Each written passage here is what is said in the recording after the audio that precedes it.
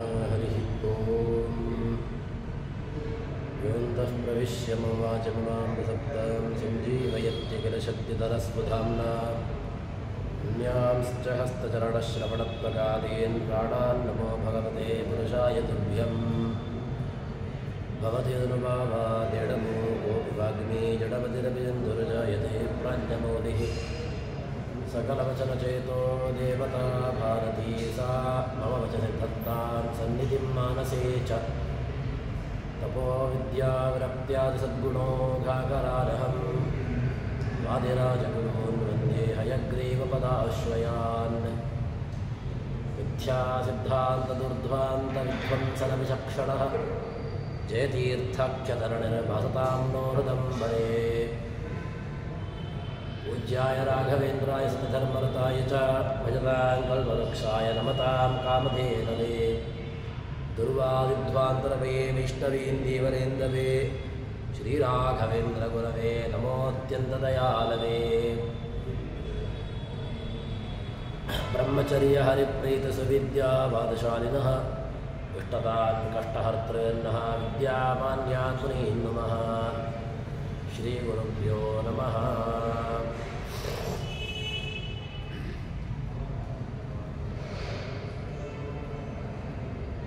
ಜ್ಞಾನಿಗಳ ಆರಾಧನೆಯ ರೀತಿ,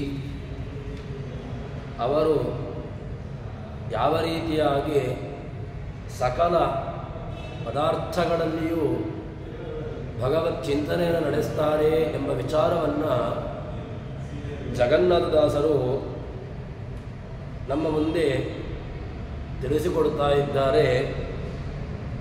ಆವಿಯದ್ ಗಂಗಾದಿಗಳು ನದಿಗಳು ಭಾವಿಸುವದ 72 ಅನಿಪ 1000 ಸುನಾಡಿಗಳೊಳಗೆ ಪ್ರವಹಿಸುತ್ತ ಇವ ಹಿಂದು. ಎಲ್ಲ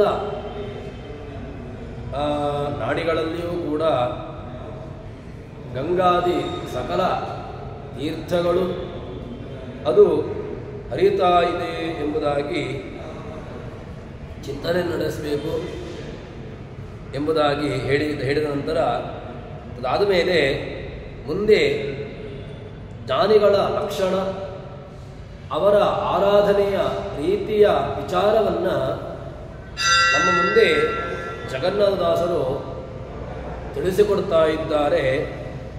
3 ಕೋಟಿಯ ಮೇಲೆ ಶೋಭಿಪ ಈರಧಿಕ 70,000 ಮಾರುತಾಂತರ್ಯಾಮಿ ಮಾಧವ ಪ್ರತಿ ದಿವಸದಲ್ಲಿ ತಾ ರಮಿಸುತ್ತಿಹನೆಂದು ತಿಳಿದಿಹ ಸೂರಿಗಳು ದೇವತೆಗಳವರ ಶರೀರಗಳು ಸುಕ್ಷೇತ್ರ, ಅವರ ಅರ್ಚನೆಯೇ ಹರಿಪೂಜೆ. 3 ಕೋಟಿಯ ಮೇಲೆ 72,000 ನಾಡಿಗಳಲ್ಲಿ, ಆ ನಾಡಿಗಳಲ್ಲಿ ಯಾರಿದ್ದಾರೆ ಅಂತ ಕೇಳಿದರೆ ವಾಯುದೇವರು, ತದಂತರ್ಯಾಮಿಯಾಗಿ ಭಗವಂತ. 72,000 ಅಂದರೆ 3 ಕೋಟಿಯ ಮೇಲೆ 72,000 ನಾಡಿಗಳಲ್ಲಿ ಭಗವಂತ, ಜೊತೆಗೆ ಪ್ರಾಣದೇವರು ಎಲ್ಲರೂ ಕೂಡ ತಾವು ಅಂತರ್ಯಾಮಿಯಾಗಿದ್ದುಕೊಂಡು ಹರಿ ಅದರಲ್ಲಿ ಕ್ರೀಡಿಸ್ತಾ ಇದ್ದಾನೆ. ಇದನ್ನು ಯಾರು ತಿಳ್ಕೊಳ್ತಾರೆ? ಜ್ಞಾನಿ. ಅವನು ಈ ಒಂದು ವಿಚಾರವನ್ನು, ಸಾತ್ವಿಕವಾದಂತಹ ವಿಚಾರ, ಭಗವತ್ ಕಲ್ಪನೆಯನ್ನು ಒಳ್ಳೆಯ ರೀತಿಯಲ್ಲಿ ತಾನು ಅನುಭವಿಸ್ತಾನೆ. ಇಂತಹ ತಿಳಿದಿರತಕ್ಕಂತಹ ಜ್ಞಾನಿಗಳು ಅದು ಯಾರು ಅಂತ ಕೇಳಿದರೆ ದೇವತೆಗಳು. ಅವರು ಶರೀರಗಳು ಏನಾಗಿದೆ, ಆ ಉತ್ತಮವಾದಂತಹ ಕ್ಷೇತ್ರ ಅಂತ ಅನಿಸಿಕೊಳ್ತದೆ. ಅದಾದ ಮೇಲೆ ಅವರು ಮಾಡುವಂತಹ ಆ ಏನು ಚರ್ಯಗಳು, ಅದೇ ಭಗವಂತನ ಪೂಜೆ ತರಿಸಿಕೊಳ್ತದೆ ಎಂಬುದಾಗಿ ಹೀಗೆ ಆ ಚಿಂತನೆಯನ್ನು ನಡೆಸ್ತಾ ಇದ್ದಾರೆ. ಇಲ್ಲಿ ಭಗವಂತನನ್ನು ಚಿಂತನೆ ಮಾಡುವಂತಹ ಈತರನಾಗಿ ಏನು ಈ ಜಗನ್ನಾಥದಾಸರು ಕೊಟ್ಟಿರತಕ್ಕಂತಹ ರೀತಿಯಲ್ಲಿ ಯಾವುದು 3 ಕೋಟಿಯ ಮೇಲೆ 72,000 ನಾಡಿಗಳಲ್ಲಿ ಆ ಭಗವಂತನ ರೂಪ ರೋಮಕೂಪಗಳಲ್ಲಿ ಭಗವಂತನ ರೂಪ. ಅಷ್ಟೇ ಅಲ್ಲದೆ ಏನು ಆ ಬಾವಿ ತಟಾಕ ಅಲ್ಲಿರತಕ್ಕಂತಹ ದೇವಗಂಗೆ ಆ ಎಲ್ಲ ವಿಸ್ತೃತವಾದಂತಹ ರೂಪದ ಚಿಂತನೆಯನ್ನು ನಡೆಸಬೇಕು ಅಂತಾದರೆ ಅವನು ದೇವತೆ ಆಗಿದ್ದರೆ ಮಾತ್ರ ಇಷ್ಟು ತುಂಬ ಆಳವಾಗಿರತಕ್ಕಂತಹ ಚಿಂತನೆಯನ್ನು ಮಾಡಲಿಕ್ಕೆ ಸಾಧ್ಯವಾಗ್ತದೆ. ಅದಕ್ಕೋಸ್ಕರ ಆ ಚಿಂತನೆಯನ್ನು ನಡೆಸಬೇಕು ಅಂತಾದರೆ ಅವನು ಸಾಮಾನ್ಯವಾಗಿರತಕ್ಕಂತಹ ಅಧಿಕಾರಿಗೆ ಇದು ಆಗೋದಲ್ಲ. ಮತ್ತು ಇದನ್ನು ಚಿಂತನೆ ಮಾಡತಕ್ಕಂಥವನು ಅವನು ದೇವತೆ ಎಂದು ಅನಿಸಿಕೊಳ್ತಾನೆ. ಅಷ್ಟು ಮಾತ್ರವಲ್ಲದೆ ಅವನನ್ನು ಭಗವಂತನ ಭಕ್ತರು ಅಂತ ಹೇಳಿಕೊಂಡು ಆದರ ಮಾಡುವಂತಹದ್ದು, ಅವರಿಗೆ ಮಾಡುವಂತಹ ಗೌರವಗಳು ಆದರಗಳು ಇದೂ ಕೂಡ ಭಗವಂತನಿಗೆ ಮಾಡುವಂತಹ ಒಂದು ಪೂಜೆ ಎಂದು ಅನಿಸಿಕೊಳ್ತದೆ. ಅದಕ್ಕೋಸ್ಕರ ಹೇಳುವಂತಹದ್ದು ಹೇಗೆ ಭಗವಂತನನ್ನು ನಾವು ಯಾವ ರೀತಿಯಾಗಿ ಗೌರವಿಸ್ತೇವೆಯೋ ಪೂಜಿಸ್ತೇವೆಯೋ ಭಕ್ತರನ್ನೂ ಕೂಡ ಗೌರವಿಸಬೇಕು ಆದರಿಸಬೇಕು ಅಂತ. ಭಗವಂತನನ್ನು ದ್ವೇಷ ಮಾಡದೆ ಭಕ್ತರನ್ನು ದ್ವೇಷ ಮಾಡಿದರೆ ಅದು ಕೂಡ ಪರ್ಯವಸಾನವಾಗುವುದು ಎಲ್ಲಿ ಅಂತ ಕೇಳಿದ್ರೆ ಅದು ಭಗವದ್ವೇಷದಲ್ಲಿಯೇ ಪರ್ಯವಸಾನವಾಗುವುದು. ನಾನು ಭಗವಂತನನ್ನು ದ್ವೇಷ ಮಾಡುವುದಿಲ್ಲ, ಭಕ್ತರನ್ನು ದ್ವೇಷ ಮಾಡ್ತೇನೆ ಅಂತ ಹೇಳಿದ್ರೆ ಭಕ್ತರನ್ನು ದ್ವೇಷ ಮಾಡಿದರೆ ಅದು ದೋಷ ಏನು, ಅದಕ್ಕೆ ದೋಷ ಏನು ಅಂತ ಕೇಳಿದ್ರೆ ಭಗವಂತನನ್ನು ನೇರವಾಗಿ ಏನು ನಾವು ದ್ವೇಷ ಮಾಡಿದಾಗ ಏನು ನಮಗೆ ನರಕಾದಿಗಳು ಅನರ್ಥಗಳು ಆಗ್ತವೆಯೋ ಅದೇ ರೀತಿಯಾಗಿರತಕ್ಕಂತಹ ಅನರ್ಥಗಳು ಭಕ್ತರ ದ್ವೇಷದಲ್ಲಿಯೂ ಕೂಡ ಅದು ಪರ್ಯವಸಿತವಾಗ್ತದೆ ಎಂಬುದಾಗಿ ಹೇಳ್ತಾರೆ. ಅದಕ್ಕೋಸ್ಕರ ಭಕ್ತರನ್ನು ನಾವು ದ್ವೇಷ ಮಾಡಬಾರ್ದು, ಭಕ್ತರನ್ನು ನೇರವಾಗಿ ಅವರನ್ನು ಗೌರವಾದಿಗಳನ್ನು ನೀಡಬೇಕು ಎಂಬಂತಹ ವಿಚಾರವನ್ನು ನಮಗೆ ತಿಳಿಸಿಕೊಡ್ತಾರೆ. ಅದಕ್ಕೆ ಬೇಕಾಗಿರತಕ್ಕಂತಹ ಪ್ರಮಾಣಗಳು ತಾತ್ಪರ್ಯ ನಿರ್ಣಯದಲ್ಲಿ ಭಾಗವತದಲ್ಲಿ ಬೇಕಾದಷ್ಟು ಪ್ರಮಾಣಗಳು ಕೂಡ ನಮಗೆ ಸಿಗ್ತವೆ. ಅದಕ್ಕೋಸ್ಕರ ಭಕ್ತರನ್ನು ದ್ವೇಷ ಮಾಡಬಾರ್ದು, ಭಗವಂತನನ್ನು ಧ್ಯಾನ ಮಾಡಬೇಕು. ಧ್ಯಾನ ಮಾಡಲಿಕ್ಕೆ ಬೇಕಾಗಿರತಕ್ಕಂತಹ ಏನು ಹೇಗೆ ಧ್ಯಾನ ಮಾಡಬೇಕು, ಆ ಧ್ಯಾನಕ್ಕಿರತಕ್ಕಂತಹ ಮಾರ್ಗ, ಆ ಧ್ಯಾನದ ವಿಚಾರ ಇದನ್ನು ನಾವು ಮಾಡಬೇಕು ಎಂಬುದಾಗಿ ಜಗನ್ನಾಥದಾಸರು ನಮಗೆ ಹೇಗೆ ತಿಳಿಸಿಕೊಡ್ತಾ ಇದ್ದಾರೆ. ಅದಾದ ಮೇಲೆ ಮುಂದೆ ಜಗನ್ನಾಥದಾಸರು ನಮ್ಮ ನಿತ್ಯದಲ್ಲಿಯೂ ಕೂಡ ನಾವು ಮಾಡುವಂತಹ ಸ್ನಾನ ಅದನ್ನು ನಾವು ಯಾವ ರೀತಿಯಾಗಿ ತಿಳ್ಕೊಳ್ಬೇಕು ಅದರ ವಿಚಾರವನ್ನು ಇಲ್ಲಿ ಹೇಳ್ತಾ ಇದ್ದಾರೆ. ಶ್ರೀವರನಿಗೆ ಅಭಿಷೇಕವೆಂದರಿತು ಈ ವಸುಂಧರೆಯೊಳಗೆ ಬಲ್ಲವರಾವ ಜಲದಲ್ಲಿ ಮಿಂದರೆಯು ಗಂಗಾದಿ ತೀರ್ಥಗಳು ತಾ ಒಲಿದು ಬಂದಲ್ಲೇ ನೆಲೆಗೊಂಡು ಈವರ ಅಖಿಲಾರ್ಥಗಳ ಅರಿಯದ ಜೀವರ ಅಮರ ತರಂಗಿಣಿಯಿದೆ ಫಲವೇನು. ಜಗನ್ನಾಥದಾಸರು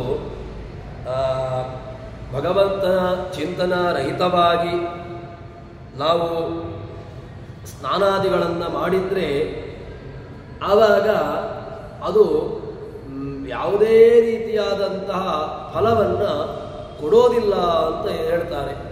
ಯಾಕೆ ಅಂತ ಕೇಳಿದ್ರೆ ಭಗವಂತನಿಗೆ ಯಾವುದು ಮಹಾಲಕ್ಷ್ಮಿಗಿಂತ ಮೇಲಿರತಕ್ಕಂತಹ ಭಗವಂತನಿಗೆ ಅಭಿಷೇಕವನ್ನು ಮಾಡುವಂತಹದ್ದು, ಆ ಅಭಿಷೇಕ ಅನುಸಂಧಾನ ಅಂತ ಯಾರಲ್ಲಿ ಚಿಂತನೆ ಇಲ್ವೋ ಅದಾದ ಮೇಲೆ ಈ ವಸುಂಧರೆಯಲ್ಲಿ ಈ ಭೂಮಿಯಲ್ಲಿ ಏನೆಲ್ಲ ತೀರ್ಥಗಳು ಗಂಗಾದಿ ತೀರ್ಥಗಳು ಏನಿದೆಯೋ ಅಥವಾ ಭೂಮಿಯಲ್ಲಿರತಕ್ಕಂತಹ ಜಲ ರಾಶಿಗಳು ಅದು ಭಗವಂತನ ಒಂದು ಭಗವದ್ದತ್ತವಾದದ್ದು, ಭಗವಂತ ನಮಗೆ ನೀಡಿರತಕ್ಕಂತಹದ್ದು ಎಂಬ ಚಿಂತನೆಯೇ ಇಲ್ಲದೆ ಸಾಮಾನ್ಯವಾಗಿ ನಾವು ಆ ನೀರಿನಲ್ಲಿ ಸ್ನಾನಾದಿಗಳನ್ನು ಮಾಡಿದರೆ ಏನು ಫಲ?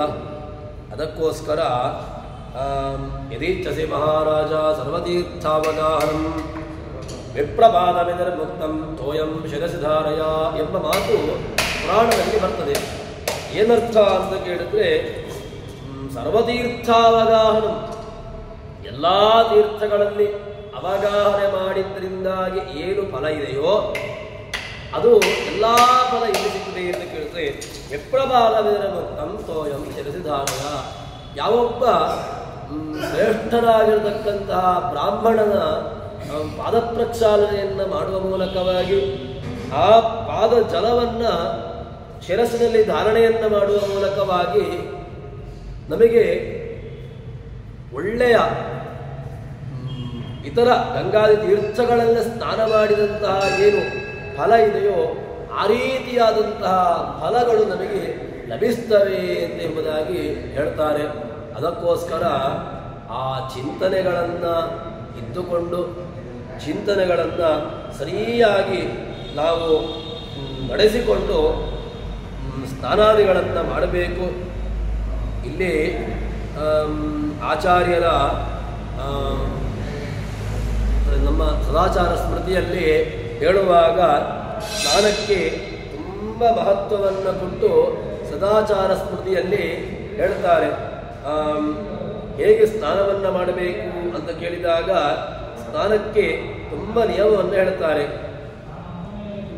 ಯಾವ ರೀತಿಯಾಗಿ ಒಬ್ಬ ಸಾಧಕನಾಗಿರತಕ್ಕಂಥವನು ತಾನು ಸ್ನಾನಾದಿಗಳನ್ನು ಮಾಡಬೇಕು, ಮುಂದೆ ಅವನು ಪೂಜಾದಿಗಳನ್ನು ಸಂಧ್ಯಾವಂದನೆ ಪೂಜೆ ಇತ್ಯಾದಿಗಳನ್ನು ಮಾಡಲಿಕ್ಕೆ ಅವನಿಗೆ ಯೋಗ್ಯತೆ ಬರಬೇಕು.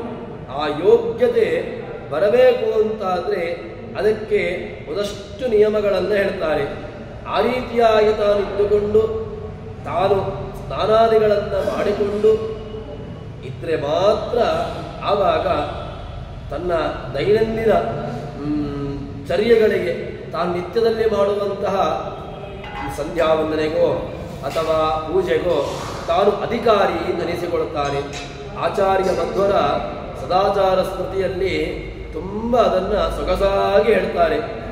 ಹೇಗೆ ಅಂತ ಕೇಳಿದ್ರೆ, ಸ್ಮೃತ್ವಾ ವಿಷ್ಣುಂ ಸಮುತ್ಥಾಯ ಕೃತಶೌಚೋ ಯಥಾವಿಧಿ ದೌತದಂತಃ ಸಮಾಚಮ್ಯ ಸ್ನಾನಂ ಕುರ್ಯಾತ್ ವಿಧಾನತಃ ಉದೃತೇತಿ ಮೃದಾಲಿಪ್ಯ ವಿಷಡಷ್ಟ ಷಡಕ್ಷರೈ ತ್ರನ್ಯಮಜ್ಜಾಪ್ಯ ಸೂಕ್ತೇನ ಪ್ರೋಕ್ಷಯಿತ್ವಾ ಪುನಸ್ತತಃ ಅಂತ ಹೇಳಿಕೊಂಡು ಆಚಾರ್ಯರು ಸ್ನಾನದ ನಿಯಮವನ್ನು ಹೇಳ್ತಾರೆ.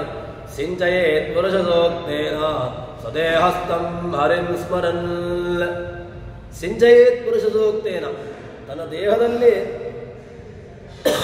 ಸನ್ನಿಹಿತನಾಗಿರತಕ್ಕಂತಹ ಭಗವಂತನ ಸ್ಮರಣೆ ಮಾಡಿಕೊಂಡು ಭಗವಂತ ತನ್ನ ದೇಹದಲ್ಲಿ ಇದ್ದಾನೆ ಅಂತ ಎಂಬುದಾಗಿ ಚಿಂತನೆ ನಡೆಸಿಕೊಂಡು ತಾನು ಸ್ನಾನಾದಿಗಳನ್ನು ಮಾಡಬೇಕು ಅಂತ ಹೀಗೆ ಉದ್ರತೇತಿ ಮೃದಾಲಿಪ್ಯ ಉದ್ರತಾ ಶಿವರಾಯಣ ಇತ್ಯಾದಿ ಮಂತ್ರಗಳಿಂದ ತಾನು ಮೃತ್ತಿಕಾ ಶೌಚಾದಿಗಳನ್ನು ಮೃತ್ತಿಕಾ ಸ್ನಾನಾದಿಗಳನ್ನು ಅದಾದ್ಮೇಲೆ ಮಂತ್ರ ಸ್ನಾನವನ್ನು ಅದಾದ್ಮೇಲೆ ದೇಹದ ಶುದ್ಧಿ ಅಂಗಗಳನ್ನು ಬೇಕಾಗಿರತಕ್ಕಂಥ ಎಲ್ಲವನ್ನೂ ಕೂಡ ತಾನು ಮಾಡಬೇಕು ಎಂಬುದಾಗಿ ಹೇಳ್ತಾರೆ. ಹೀಗೆ ಆ ಸ್ನಾನದ ವಿಚಾರದಲ್ಲಿಯೂ ಕೂಡ ನಮಗೆ ಒಂದಷ್ಟು ನಿಯಮಗಳನ್ನು ನಮಗೆ ತಿಳಿಸಿಕೊಡ್ತಾರೆ. ಅದಕ್ಕೋಸ್ಕರ ಈ ನಿಯಮವನ್ನು ನಮ್ಮಲ್ಲಿ ದೈನಂದಿನ ವ್ಯವಸ್ಥೆಯನ್ನು ನಾವು ಅಳವಡಿಸಿಕೊಂಡು ಆ ರೀತಿಯಾಗಿ